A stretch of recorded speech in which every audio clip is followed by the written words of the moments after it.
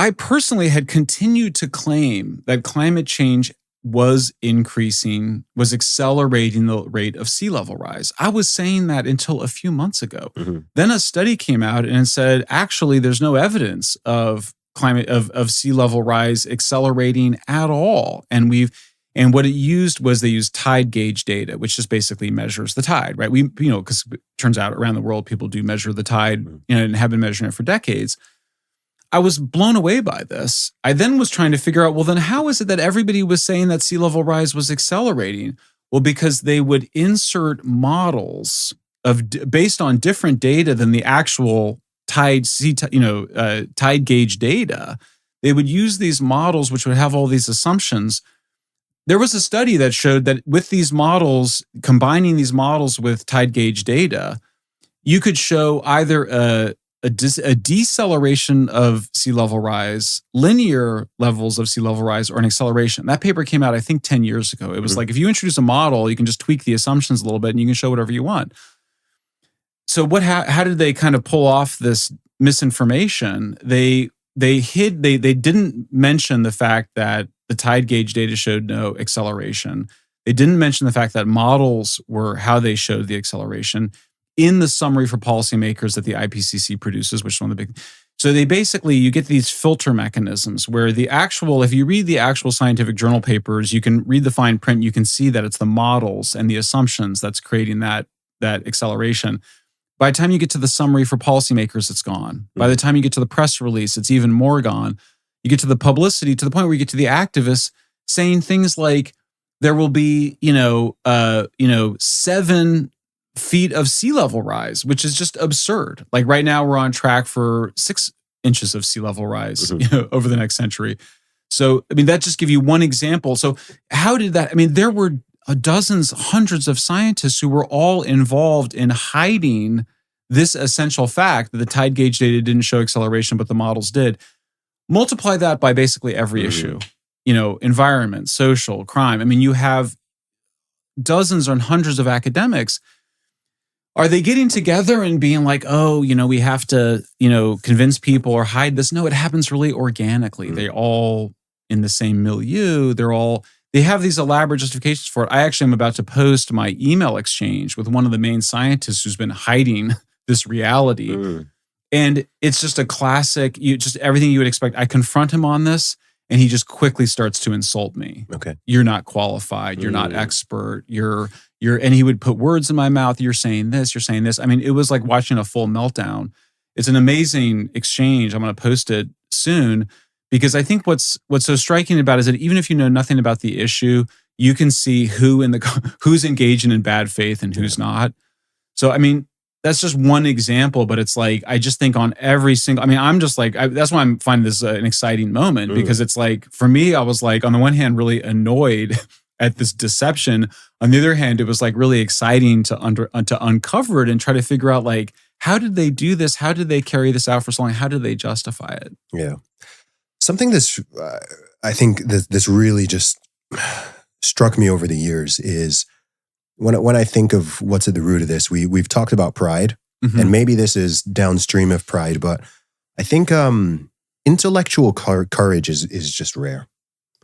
I think we just have so Extremely much rare. Intellectual cowardice. Yes. From politicians, from people in the media, even from everyday people. When I look through all the different things we've been through from, gosh, I can't list them all, BLM, the whole COVID scamdemic, like all the stuff going on with elections, and then just engagement on certain issues, whether it's topics about racial issues, topics about police brutality, about the nature of male and female themselves, the whole trans issue and so on. Yeah. Like that latter one is perhaps the most clear because it's just like, I'm just like, why is everyone's just lying? Like everyone is like, why is everyone just lying? Just tell the truth. And then telling the truth, people get so used to the lies that when they hear the truth, it sounds like hatred. Right. So perfectly said. 15 years ago, 20 years ago, if someone were saying that, hey, men can't get pregnant, women can't have penises, men should not compete in women's sports, you can't just, say an incantation and suddenly change your sex, right? no one, regardless, left, right, conservative, no one, that wasn't controversial in the slightest. Right. And then in a matter of years, now it gets you killed. Yeah, it has the potential to get you killed. Or if you say that, people will even say, well, that's genocidal language, or you don't think trans people should be allowed to exist. Right? You want to erase people. Right. And it's just, it's so strange. It all just seems to stem from this unwillingness to confront the truth, engage with it, have good faith conversations, come together. And because like this, it's just words. It's words. It's ideas. I have beliefs and ideas that I hold on to strongly, and opinions. And like everyone else, I can be a bit uncomfortable if I find out one of my ideas is wrong, or I encounter some new data which proves me wrong or whatever. But it's just like, it's the idea. You know, I've heard Jordan Peterson say that, you know, one of the purposes of ideas is that they can die so you don't have to. Right? So you can have an idea and it's out there and we can debate, and it's like, oh, okay, that was wrong. Yeah. And okay, like I'm fine physically. Like, okay, I'm still good. I just need to change my mind. But it's the pride that blocks you from being willing to do that. And that's where the insults and the attacks and the ad hominem, right? Instead of this person, whoever he is, just saying, oh, okay, oh, that's interesting. Right? Like, tell me more. Let's discuss this. It's like, no, you're a bad person. You need to shut up. You need to be censored. You need to be banned. You need to be deplatformed, whatever it is.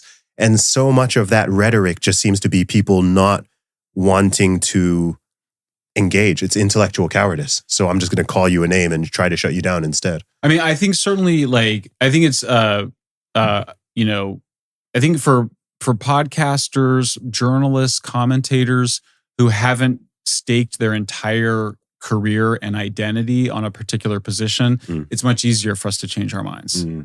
Whereas this person that I was arguing with about sea level data, I mean, it's his entire world. I mean, it's all of his peer-reviewed papers for decades. It's his distinguished position at the university. It's his sense of self. You know, I mean, this, you know, somebody in your 60s or 70s and you've been working on it for decades, it would be just, I think it's devastating. I mean, I think that's where the nastiness comes from, is he's got to protect. There's so much there for him to protect. And so you have dozens or hundreds of people that have basically all signed off on a complete misrepresentation of reality, who then all have an incentive to participate in the cancel mobs and the attacks and whatever. I do think, though, I mean, I think the flip side of it is, I think that's why podcasters and and independent journalists have so much continuing rising power and clout now. I mean, you just look at, folks like the biggest name in podcasting, Joe Rogan, has been able to basically open, and then Elon Musk at X, they've been able to just massively open up what's acceptable to talk about. I mean, just even on like the prehistory, humans' ancient history was something that nobody was interested in exploring, and now it's completely open field. So, but I think that, there's sort of definitely ego issues, there's institutional issues, there's money, because I just think, like, if this C-level guy was to come out now and be like, look, I've been we've been misrepresenting this, for decades. I think it's hard to come back from that. I mean, I'll give another example. Okay. You may have seen Malcolm Gladwell recently came out.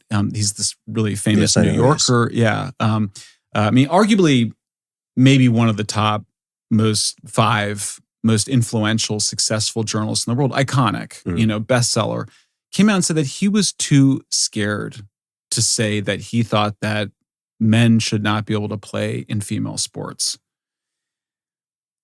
On the one hand, there was a really interesting reaction to it online too, because on the one, and I had my own mixed reaction to it, because on the one hand, you're like, oh, thank God he finally said that. Thank God somebody said that. Thank God he had the courage to say that.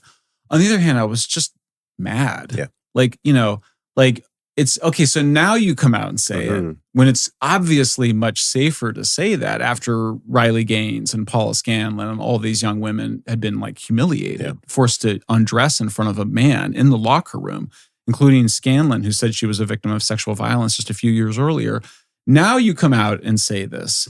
And so it's and I have to say, I think it was pretty devastating for him. Like, I think it's almost too bad, because it should be, and I've written whole books about how I've changed my mind on things. And I think it's a lot. I think that's the best way to do it. I'm not just trying to say that my way is the best way, but I think like if you're gonna come out and say I was wrong about something, say more. Yeah.